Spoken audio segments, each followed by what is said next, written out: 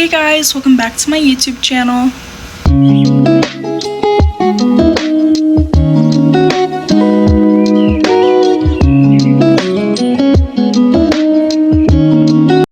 I have had these nails on for 3 weeks tomorrow. They're very grown out, very on there. So I will be redoing my nails today. Since they've been on for so long, that really tells me that my application and my prep work is getting better, because before it would be like a week and I'd change it. So I'm pretty happy and proud about that.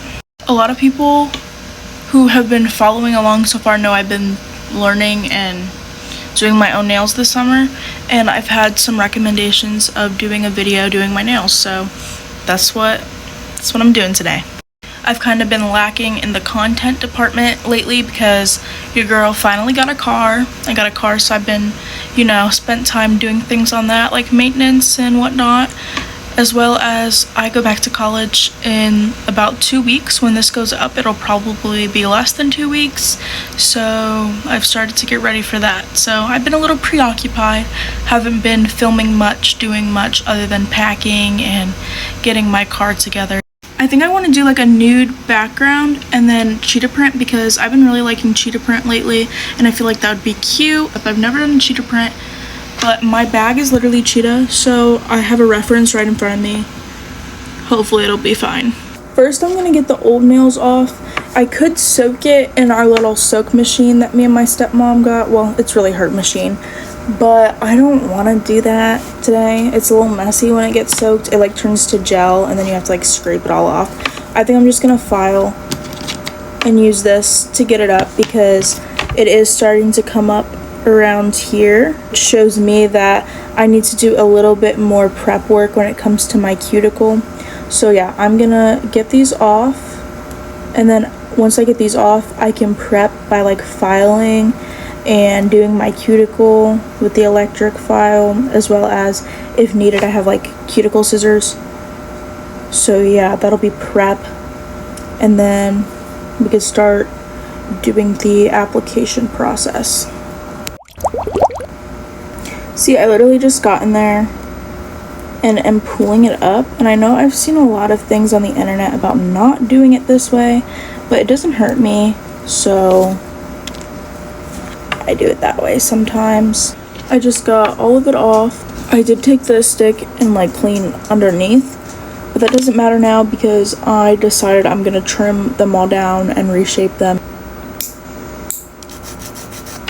I'm multitasking while doing my nails, and I just watched season 3 episode 4 of The Summer I Turned Pretty, and I just want to say I'm a binge watcher, so it really bothers me having to wait a whole freaking week to watch the next episode. I just want to find out what happens. Just like Stranger Things, the last season will be split up in 3 parts at the end of the year.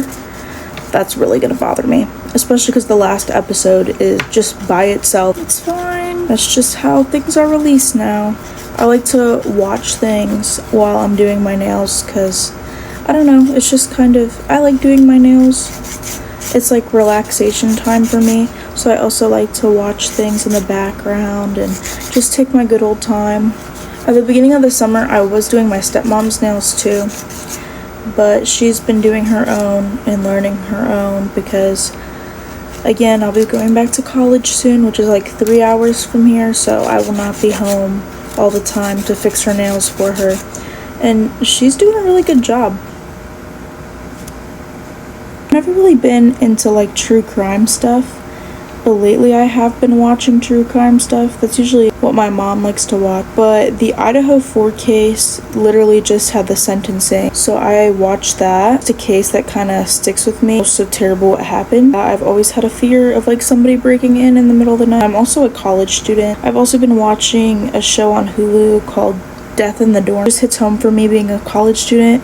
Not only that, last year I don't really talk about it much because honestly, if anything would have went differently, I would not be sitting here today. I had an incident in college. I was over my friend's house, which is actually the house I'll be living in this year, and saw a shadow under her door. I kind of peeked in the room. I didn't look all the way in the room. I started to open the door and look in there, and something in my gut told me to close it. I went to my friend. I was like, hey, is your house haunted? I think there's a ghost or something in your room. We kind of played it off, just something stupid like that. We weren't really thinking. We were in the basement studying. She went upstairs to her room and noticed that she had her window cracked or something like that. Either way, even if it wasn't cracked, the window's broken. They fixed it because of this incident. So long story short, her stuff was moved.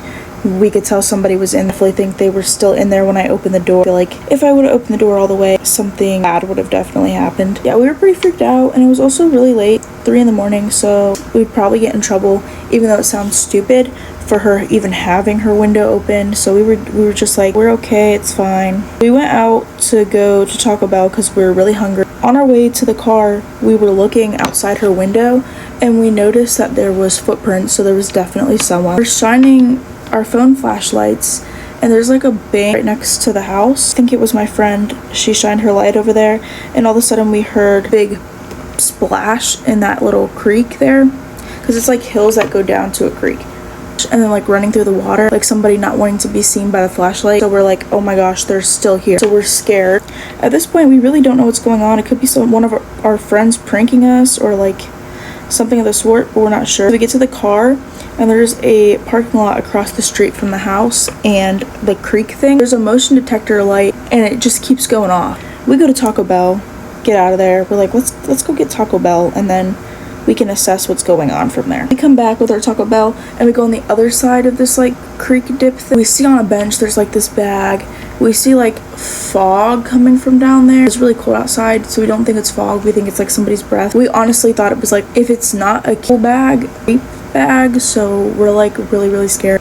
We leave the other side of campus and eat our food there. The problem is we couldn't even go just straight to me and my other friend's dorm and sleep there, which we ended up doing, because everything, our room key, our chargers, everything is back at the house. We have been out for so long, like, okay, hopefully they're gone. We need to go back to the house regardless and get our stuff. So we're walking in from the back. I didn't say anything, but I thought I saw like the top of somebody's head, like from here up, peeking over this creek hill thing. I just said, come on guys, let's hurry up, grab our stuff, get out, leave. On the way out, my friend is in front of me, and she says, Trin, I need you to run to the car. She won't tell me why, until finally, you know, we're heading to my dorm, and she says, I saw somebody army crawling up the creek. So that just verifies that we like saw the same thing. We get out of there. We get out of the situation. We've had a lot of victim blaming for this, a lot of backlash that we should have called campus security right away. We should call the police right away. We are literally scared, and we're just worried about getting to safety. First thing in the morning, my friend does a report. Campus security comes, the police come, you know, they're looking at things, and they really do just victim blame her. They're like, yeah, you shouldn't have had your window open. There's handprints on the window. They try to say that those were hers. My handprints get on the outside all the way up, and they were visibly bigger than her hands. I just think they could have done a better job in that situation. A couple days after that, I was also followed home from work. I was followed on campus. I ran, got back to my dorm. Also got victim blaming on why I didn't report that. When they literally came to the house, they did nothing. So I was like, what is the point of reporting it? Again, my first priority is to get to safety. We heard a lot of rumors about other people being chased. Other people just had problems of being chased. Some person had a problem of somebody taking pictures in her window. Just a lot of things. The same month, somebody or two people messing around. I don't know if they're purposely trying to do something or if they're just scaring people. There was also an incident of somebody, I don't know if she got to safety first downtown, not even at my school. There's definitely someone there. I think personally he fled because the police were looking for him after so many incidents started happening. And that was definitely like a stranger, but in some of the cases I've been watching, they've been like friends and stuff. And I don't bring this up to like scare anyone and be like, don't go to college, it's so dangerous. I just want to say sometimes you gotta be careful who you trust, or just be careful, be aware of your surrounding. Always make sure to lock your doors, windows, that sort of thing. It can happen anywhere, so you know, just be safe. Even if you think your town is like safe and nothing's ever gonna happen, you should still lock your doors and be cautious, because there's just crazy people in this world. And that's all I gotta say about that. I've been also watching shows that I've started, trying to, you know, finish that. Rick and Morty, and I started watching Boy Meets World so that I could watch Girl Meets World. I've just been kind of binging things. There's also just been like a spike of violence lately.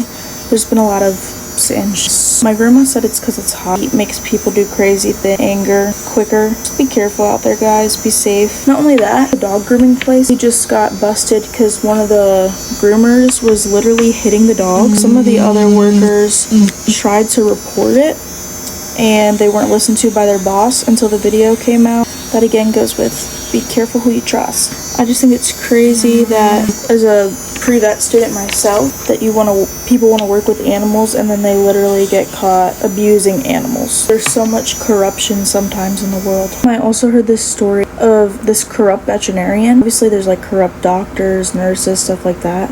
But this corrupt veterinarian, this owner took their pet in because she was acting sick all of a sudden.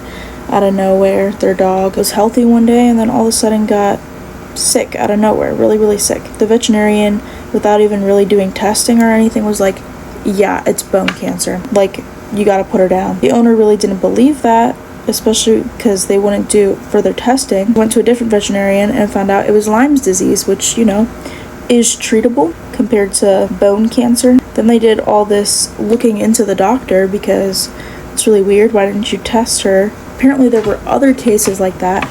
And the veterinarian, he was also working with crematory and getting it like cheaper and stuff like that. He was just trying to get money from people. Make sure you're trusting like good people. Don't just take your dog anywhere.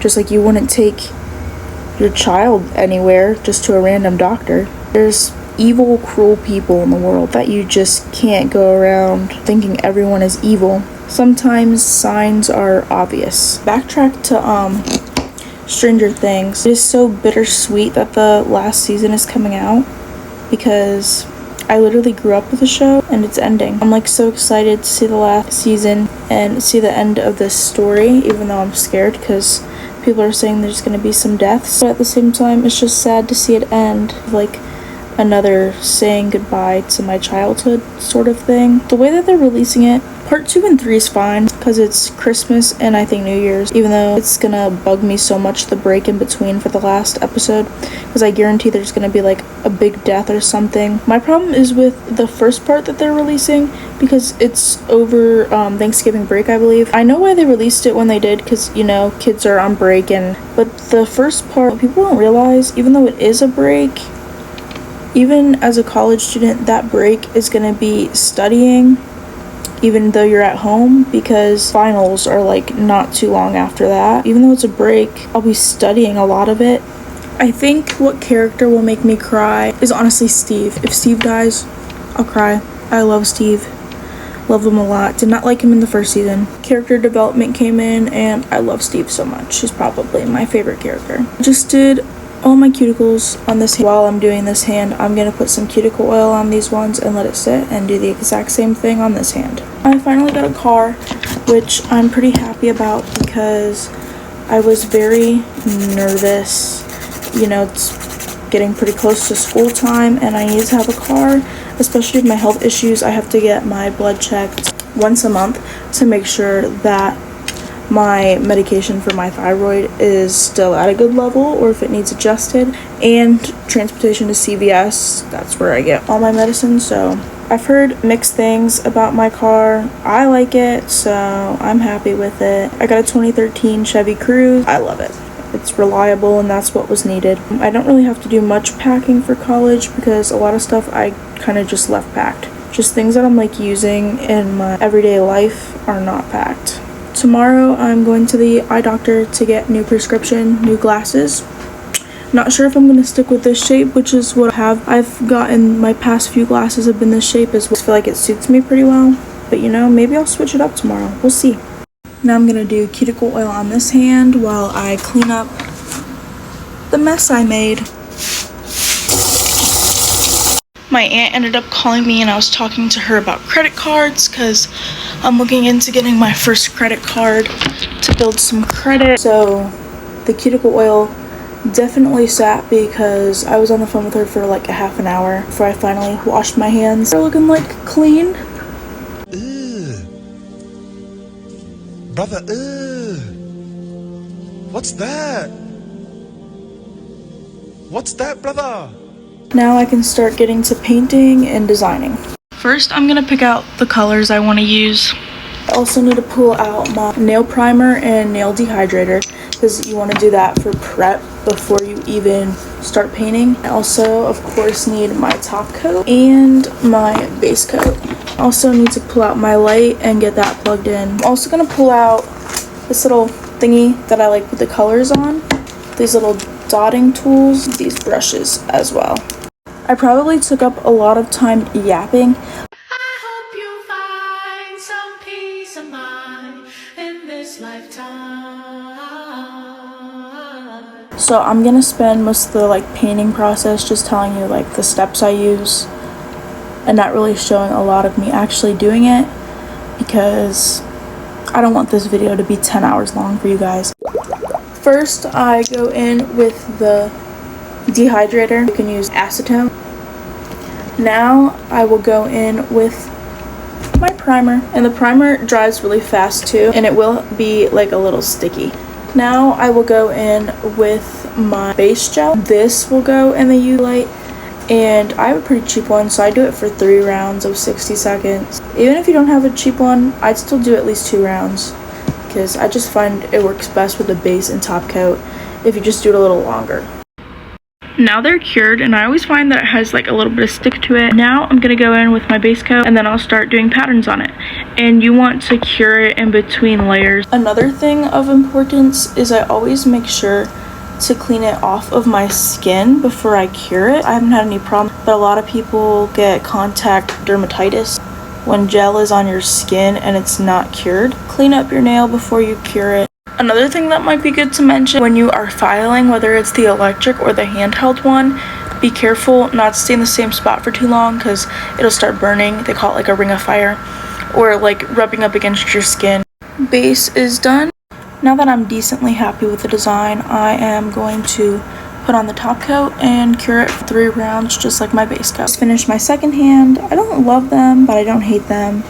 Cheetah, glittery cheetah, cheetah, just glitter, and then just cheetah again. If you like them, let me know, or if you have any other design ideas, let me know down in the comments. I hope this video made sense on my nail process and how I've been doing my nail at home this whole summer. I hope you enjoyed it.